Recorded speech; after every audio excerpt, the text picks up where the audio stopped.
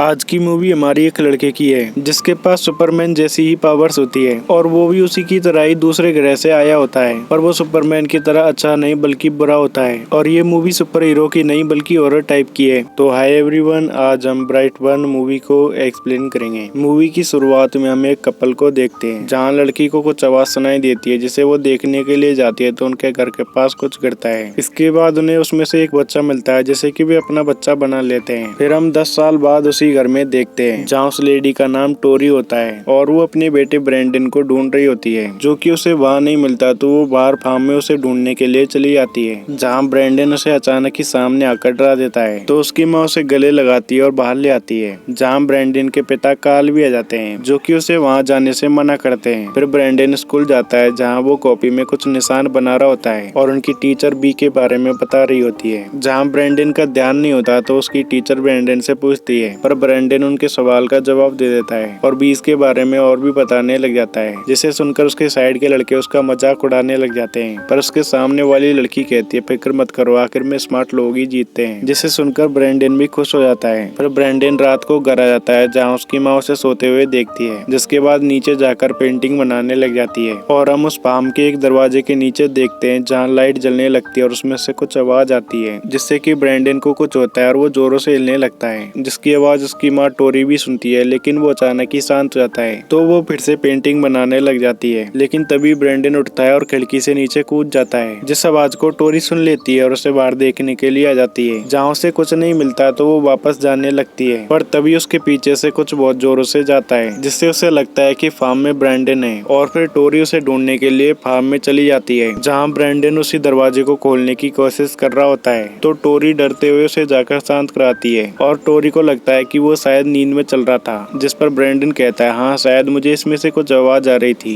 इसके बाद टोरी उसे घर ले जाकर सुला देती है और हम उस दरवाजे के नीचे देखते हैं जिसमें से अभी भी लाइट जल रही होती है। फिर कैल आता है तो टोरी उसे बताती है वो शायद नींद में चलते हुए नीचे चला गया था और कैल के पूछने पर टोरी उसे बताती है वो बस यही नीचे चला गया था। इसके अगले दिन ब्रैंडन अपने पिता के साथ होता है। वहाँ कैल उसे बताता है जब वो छोटा था तो कैल उसे कैंडी खिलाकर शांत करता था। जिसके बाद कैल ब्रैंडन को लॉन को साफ करने को बोलकर चला जाता है और फिर ब्रैंडन उस मशीन को स्टार्ट करने की कोशिश करता है तो उसे नहीं होती जिसे वो स्टार्ट करने के लिए जोर लगाता है तो वो मशीन को ही दूर फेंक देता है तो उसे ये खुद पर विश्वास नहीं होता और उस मशीन के पास जाता है जहाँ वो मशीन के पंखे में हाथ देता है तो पंखे में ही बैंड आ जाता है। फिर रात को कैल ये सब ब्रैंडन का बर्थडे बनाते हैं जहाँ कैल का दोस्त नोवी होता है और उसकी वाइफ का नाम मरली होता है जो कि ब्रैंडन की स्कूल की टीचर होती है। फिर वे सब ब्रैंडन का बर्थडे बनाते हैं। फिर नो ब्रैंडन को एक गिफ्ट देता है जिसमें की गन होती है शिकार करने के लिए। उस गन को देखते ही कैल उसे साइड में कर देता है और कहता है ये भी बच्चा है पर ब्रैंडन गुस्सा करते हुए कहता है ये मुझे चाहिए और कैल उसे ले जाने के लिए उठाता है तो वो नहीं उठता तो टोरी ब्रैंडन से उसके पिता की बात मानने को कहती है और वे उसे लेकर वहाँ से घर आ जाते हैं जहाँ टोरी ये कैल के बर्ताव के बारे में बात कर रहे होते हैं और कैल कहता है वो बड़ा हो रहा है तो टोरी कहती है हम उसकी उम्र के थे तो हम भी मस्ती करते थे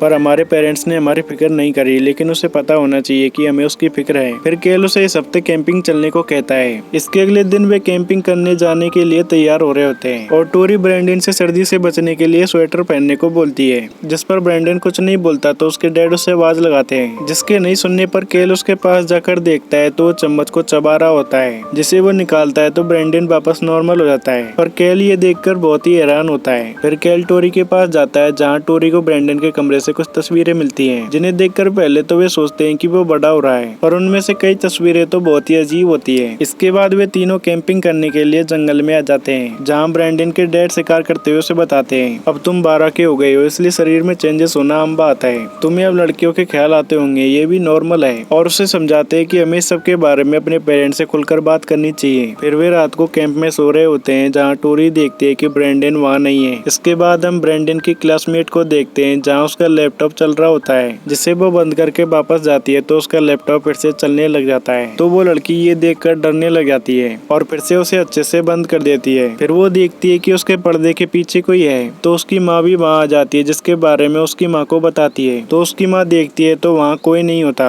लेकिन वो लड़की उसकी माँ को बताती है कि उसने उसके क्लास के लड़के ब्रैंडन को देखा था। फिर हम टोरी को देखते हैं जो कि ब्रैंडन को ढूंढने लगते हैं और फिर वो टोरी को एक जगह मिल जाता है। फिर हम अगले दिन ब्रैंडन को स्कूल में देखते हैं जहाँ वो ड्राइंग बना रहा होता है। वहीं टोरी मैरली से पूछती है क्या मुझे उसे कोई स्पेशलिस्ट को दिखाना चाहिए। ब्रैंडन अब पहले जैसा नहीं रहा, वो बदल गया गया, जिस पर मेरली कहती है वो अब बड़ा हो रहा है। फिर टोरी ब्रैंडन के पास जाकर उसकी ड्राइंग देखती है तो ब्रैंडन उसे छुपा लेता है। इसके बाद हम रात को कैल को देखते हैं जो कि उसी गन को रख रहा होता है। तभी उसे मुर्गियों के पास से कुछ आवाज आती है तो वो गन लेकर वहाँ जाता है। जहाँ जाकर वो देखता है कि वो ब्रैंडन होता है, जिससे कि कैल आवाज लगाता है, लेकिन ब्रैंडन मुर्गियों को देख रहा होता है और फिर नॉर्मल होकर कहता है सब कुछ ठीक है। तो उसके पिता उसे वहाँ से ले जाते हैं। फिर कैल रात को सो रहा होता है तो वो फिर से आवाजें सुनता है, जहाँ वो टोरी को भी अपने साथ ले आता है और वे देखते हैं कि उनकी मुर्गियां मर चुकी होती है। तो कैल कहता है ये किसी जानवर का काम नहीं है, ये ब्रैंडन ने किया है। वो यही था, उन मुर्गियों को देख रहा था जिससे वे मुर्गियां चिल्ला रही थी। कोई वुल्फ ये दरवाजा ये ताला नहीं तोड़ सकता। लेकिन टोरी को उसकी बातों पर बिल्कुल विश्वास नहीं होता। फिर अगले दिन ब्रैंडन इनको उनका टीचर एक खेल खिला रहा होता है जिसमें गिरने लगते हैं और अपने साथियों पर भरोसा करते हैं। जहाँ ब्रैंडन की बारी आती है और वो उस लड़की की ओर आता है तो वो नीचे गिर जाता है। फिर उनका टीचर उस लड़की से ब्रैंडन को उठाने को कहता है, पर वो लड़की इसके लिए मना कर देती है और कहती है ये बुरा लड़का है। पर वो टीचर उसे उठाने को कहता है तो वो लड़की उसे उठाने लगती है और ब्रैंडन का हाथ पकड़ के उसे उठाने लगती है तो ब्रैंडन उसका हाथ तोड़ देता है, जिसके लिए उस लड़की की माँ पुलिस को ले आती है और उन्हें डांटती है। तो प्रिंसिपल कहती है उसे 2 दिन के लिए सस्पेंड कर दिया है। और वो लड़की की माँ बताती है शनिवार की रात को ये मेरी लड़की के घर में भी आ गया था। और उनसे कहती है क्या तुम जानते हो कि इसकी असली माँ कौन है? जिस पर टोरी कहती है मैं उसकी असली माँ हूँ। और जो हुआ उसके लिए सॉरी बोलकर ब्रैंडन को अपने साथ घर ले जाते हैं। जहाँ कैल कहता है अगर मैंने ऐसा किया होता तो मेरे डैड मेरा हाथ तोड़ देते। जिस पर टोरी कहते हैं पर उसे मारने से वो नहीं समझेगा। और कैल को इस बार बता देती है कि वो उसे फार्म में से लेकर आई थी, जिसे सुनकर कैल पूछता है क्या उसे पता चल गया? जिस पर टोरी कहती है नहीं, पर वो दरवाजे को पीट रहा था। जिस पर कैल कहता है उसे बचपन से ही चोट नहीं लगी, ना ही खून निकला, वो लोगों को नुकसान पहुंचाने लगा है। फिर हम उस दरवाजे के नीचे देखते हैं जहाँ से आवाज आने लगती है, जिसे कि ब्रैंडन सुनता है और उस दरवाजे के पास जाकर उसे खोलने लग जाता है। और टोरी अपने लैपटॉप में देख रही होती है कि उस दिन पृथ्वी के पास से क्या गुजरा था। तभी वो वहाँ से फार्म के उजाले को देख लेती है। वहाँ जाकर देखती है तो ब्रैंडन ने दरवाजा खोल लिया होता है और उसे कुछ हो रहा होता है। और वो मशीन बंद होने से पहले टोरी उसे पकड़ने की करती है, लेकिन ब्रैंडन नीचे गिर जाता है। जहाँ उस मशीन पर गिरने की वजह से ब्रैंडन को हाथ में चोट लग गई होती है, जिसे कि टोरी जाकर शांत कराती है और कहती है छोटी सी चोट है। तो ब्रैंडन उससे पूछता है कि ये क्या है और मैं कहाँ से आया हूँ। तो टोरी उससे कहती है मुझे पता है कि ये तुम्हारे लिए थोड़ा मुश्किल है क्योंकि तुम दूसरों से अलग हो। और बताती है हमने दुआएं मांगी कि हमारे एक बेटा हो, हमने तुम्हें गोद नहीं लिया, तुम यहाँ उस चीज से उतरे थे। फिर उससे कहती है हम मानते हैं कि तुम्हारे यहाँ आने की कोई तो वजह है, तुम बहुत ही खास हो। तो ब्रैंडन टोरी से कहता है आपने मुझसे झूठ बोला और घर आकर सभी चीजों पर बहुत ही गुस्सा करता है। और टोरी कैल को बता देती है कि उसे सब कुछ पता चल गया। फिर ब्रैंडन बाहर आता है और लेजर निकालते हुए कहता है मैं किसी को नहीं छोड़ूंगा। फिर हम उस लड़की को देखते हैं जिसके लैपटॉप में अचानक ही कुछ हो जाता है, जहाँ उसके सामने ब्रैंडन होता है और उससे कहता है मुझे आज एक बात पता चली कि मैं बहुत ही स्पेशल हूँ। पर वो लड़की ब्रैंडन से बहुत ही डरी हुई होती है और उससे कहती है मेरी मॉम ने तुमसे बात करने से मना किया है। तो ब्रैंडन कहता है मैं सब कुछ ठीक कर दूंगा और वहाँ से एक फूल रख के चला आता है। इसके बाद हम उस लड़की की माँ को देखते हैं जो कि शॉप में काम कर रही होती है। वहाँ वो सभी खिड़कियों पे ब्रैंडन के बने हुए निशानों को देखती है और उनकी लाइट भी बार बार बंद हो रही होती है, जिसे वो देखती है तो वो लाइट फट जाती है। इससे उसकी आंख में कांच चला जाता है, जिसे वो बड़ी मुश्किल से निकालती है। जहाँ उसे ब्रैंडन दिखाई देता है, जिससे वो डरकर स्टोर रूम के अंदर जाकर खुद को बंद कर लेती है। लेकिन ब्रैंडन उस दरवाजे को अपनी लेजर से ही तोड़ देता है, जो कि एक मास्क पहना होता है और उसके पास आकर उसे मार देता है। फिर ब्रैंडन अगले दिन अपने मॉम और डैड के पास आता है और उनसे नॉर्मली अपनी पढ़ाई की बात करता है, जिससे टोरी ये भी खुश होते हैं। दूसरी ओर उस शॉप में पुलिस आ गई होती है, पर उस औरत का पता नहीं होता कि वो कहाँ गई। वहाँ चीफ ब्रैंडन के बनाए हुए निशान को देखता है। फिर हम ब्रैंडन को देखते हैं जो कि मर्ली के साथ होता है, जहाँ मर्ली उससे पूछती है तुम्हें बुरा लग रहा है कि तुम अडॉप्ट किए गए हो, क्या तुम उन्हें अपने पेरेंट्स नहीं मानते? जिस पर ब्रैंडन कहता है मैं मानता हूँ, लेकिन मैं जानता हूँ कि मैं तुम सबसे अलग हूँ। और मर्ली उस लड़की के साथ जो किया उसके पछतावे के बारे में पूछती है। तो ब्रैंडन उससे कहता है जब लोगों के साथ कुछ बुरा होता है तो उन्हें सोचना चाहिए कि ये कुछ अच्छे के लिए हुआ है। तो मर्ली उससे कहते हैं मुझे स्कूल और तुम्हारी मॉम को तुम्हारी प्रोग्रेस के बारे में बताना है, और ये भी कि तुम्हें उस बात का अफसोस है या नहीं। मुझे शेरिफ को सब कुछ बताना होगा और सच ही बताना होगा। फिर हम रात को केल को देखते हैं जो कि अपने दोस्तों के साथ होता है, जहाँ भी उसी औरत के बारे में बात कर रहे होते हैं कि वो अभी तक नहीं मिली। जिसके बाद नो वहाँ से घर जाने की कहता है। फिर हम टोरी को देखते हैं जो कि ब्रैंडन को आवाज लगाती है, लेकिन उसे कोई जवाब नहीं आता। इसके बाद हम मर्ली को देखते हैं जो कि अपने घर में काम कर रही होती है, जहाँ अचानक ही उसके घर के बाहर की लाइट जलने लगती है और वापस बंद भी हो जाती है। तभी उसके दरवाजे को कोई खटखटाता है, जिसे वो जाकर देखती है तो वो ब्रैंडन होता है। जहाँ ब्रैंडन उसे शेरिफ को बताने से मना करता है और कहता है ये किसी के लिए भी अच्छा नहीं होगा, ना मेरे पेरेंट्स के लिए ना ही आपके लिए। पर मर्ली उसकी बात नहीं मानती और कहती है मुझे सही गलत मत सिखाओ, और उसे घर जाने को बोलकर दरवाजा दरवाजा बंद कर देती है। जिसके बाद वो वापस अपनी जगह पर आती है तो बाहर की लाइट बार बार बंद हो रही होती है, जिसे मैरली बाहर जाकर देखती है और उससे लाइट ठीक नहीं होती तो वो नो को मैसेज करके सोने के लिए चली जाती है, जहाँ ब्रेंडन मास्क पहनकर उसके पास आता है। पर तभी नो अपने घर पहुंच जाता है, जहाँ वो रूम में मैरली को सोता हुआ देखता है और फिर ब्रश करने के लिए चला जाता है, जिसके पीछे ब्रेंडन होता है। फिर नो अपना मुंह धोने लगता है तो ब्रेंडन वहाँ से चला आता है, जिससे कि नो देख लेता है और वो लाइट जलाता है तो ब्रेंडन मास्क पहना होता है, जहाँ से वो ब्रेंडन को लेकर घर पहुँचाने जाता है। तो ब्रेंडन उससे पेरेंट्स को बताने से मना करता है, जिस पर नो कहता है ये तुम्हारे पेरेंट्स को पता लगना चाहिए और उसे कार में बैठाने लगता है। पर ब्रेंडन नो पर ही हमला कर देता है। ये सब नो को कुछ भी समझ में नहीं आता तो वो कार लेकर उसके पेरेंट्स की ओर जाने लगता है, जहाँ ब्रेंडन अचानक ही उसकी कार के साइड में आके मारता है, जिससे कि नो कार को संभाल लेता है, लेकिन उसकी कार बंद पड़ जाती है।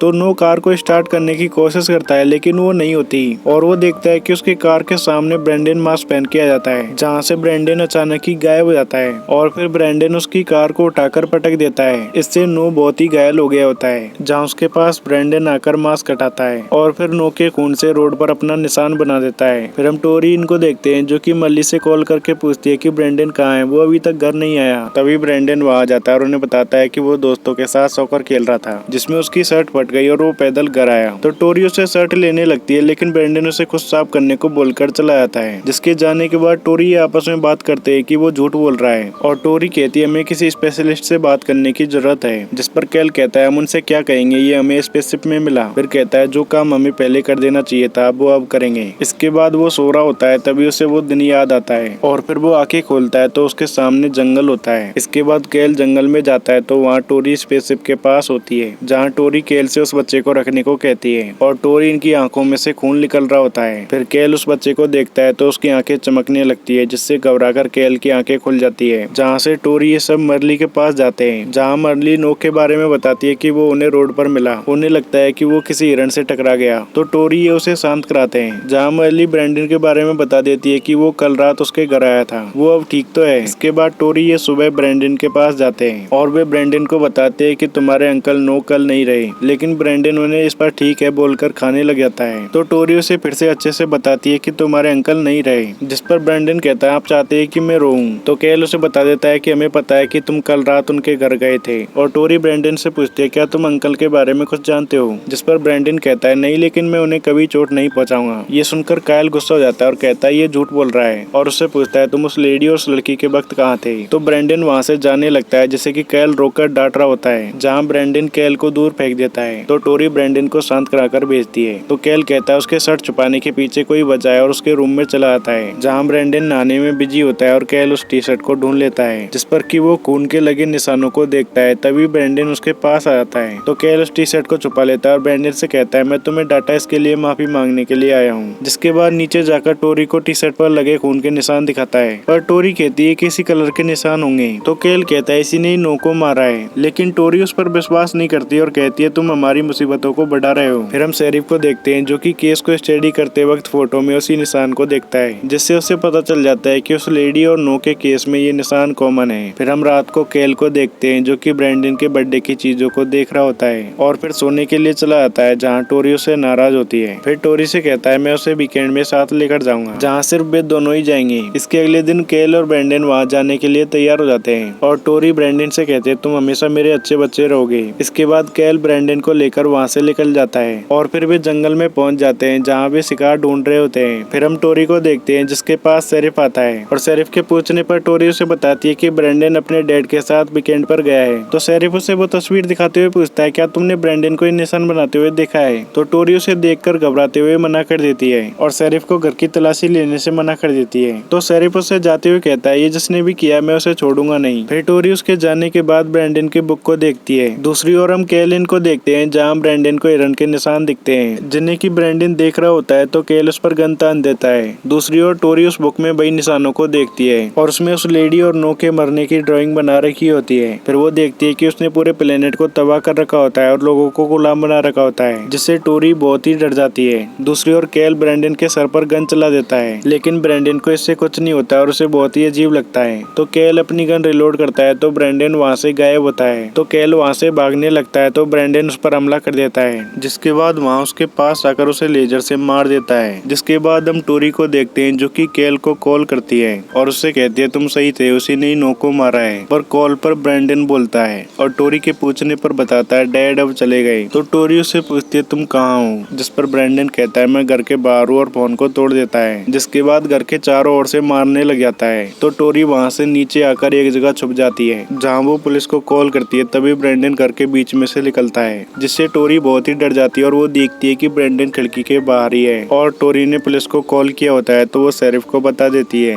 जिससे टोरी के घर शेरिफ और उसकी एक साथी देखने के लिए आ जाती है और वे टोरी को आवाज लगाते हैं। तो टोरी उन्हें आवाज लगाते हुए उनके पास आती है। तभी ब्रैंडन शेरिफ को मार देता है। तो दूसरी ऑफिसर टोरी को अंदर ले जाती है और कंट्रोल रूम को वहाँ के हालात बताती है, लेकिन उन्हें उसकी आवाज नहीं आती। फिर हम टोरी को देखते हैं जो कि एक जगह छुपी होती है और डरी हुई होती है। इसके बाद वो साइड में जाती है तो उसे वहाँ ब्रैंडन दिखाई देता है। इसके बारे में वो ऑफिसर को फिर से बताने लगती है। तभी ब्रैंडन उसके पीछे आकर उसे मार देता है और फिर टोरी जो कि बेड के नीचे होती है उसके पास आता है। तो टोरी खुद को बहुत ही शांत रखती है, जिससे ब्रैंडन वहाँ से चला जाता है। इसके बाद टोरी बाहर निकलने लगती है तो ब्रैंडन उसके पास आ जाता है, पर ब्रैंडन देखता है तो बेड के नीचे कोई नहीं होता। फिर हम टोरी को देखते हैं जो कि खिड़की से कूदकर बाहर आ जाती है, जिसे कि घर से निकलकर ब्रैंडन भी देख लेता है। इसके बाद टोरी उस मशीन के पास चली जाती है जिसमें ब्रैंडन आया था, जहाँ वो उस मशीन को ऑन कर देती है और देखती है कि उस लेडी की बॉडी वहाँ पड़ी होती है। इसके बाद टोरी सिप में से एक टुकड़े को तोड़कर ले लेती है, क्योंकि उसे पता था कि सिप के टुकड़े से ब्रैंडन को चोट आई थी। फिर टोरी ब्रैंडन को आवाज लगाकर उसे बुलाने लग जाती है। तो ब्रैंडन उसके पीछे आ जाता है, जिसके पास टोरी जाकर कहती है तुमने जो भी किया उसके बावजूद मुझे पता है कि अभी भी तुम में अच्छा ही बाकी है। फिर ब्रैंडन कहता है मैं तो सबके लिए अच्छा करना चाहता हूँ। तो टोरी ब्रैंडन को गले लगा लेती है और उस मेटल से मारने वाली होती है, लेकिन ब्रैंडन उसका हाथ पकड़ लेता है और उस मेटल को गिरवा देता है। और ब्रैंडन इतना गुस्सा होता है कि उसे छत में से ले जाकर बहुत ही ऊपर ले जाता है, जहाँ वो टोरी को ले जाकर उसे नीचे गिरने के लिए छोड़ देता है। इसके बाद ब्रैंडन देखता है कि उसकी ओर एक प्लेन आ रहा होता है। फिर हम अगले दिन फायर ब्रिगेड और न्यूज चैनल वालों को देखते हैं जो कि बताते हैं कि इस घर पर प्लेन क्रैश हो गया था, जिसमें कोई नहीं बचा सिवाय इस घर के बच्चे ब्रैंडन के। और फिर ब्रैंडन ऐसे ही कई सारी चीजों को तबाह कर देता है जिन्हें की न्यूज वाले दिखा रहे होते हैं। इसी के साथ ही ये मूवी खत्म हो जाती है। आई होप आप सभी को ये एक्सप्लेनेशन अच्छा लगा होगा, और आपको ऐसी मूवी एक्सप्लेनेशन देखनी है तो वीडियो को लाइक और चैनल को सब्सक्राइब करें। मिलते हैं अगली वीडियो में, तब तक के लिए बाय।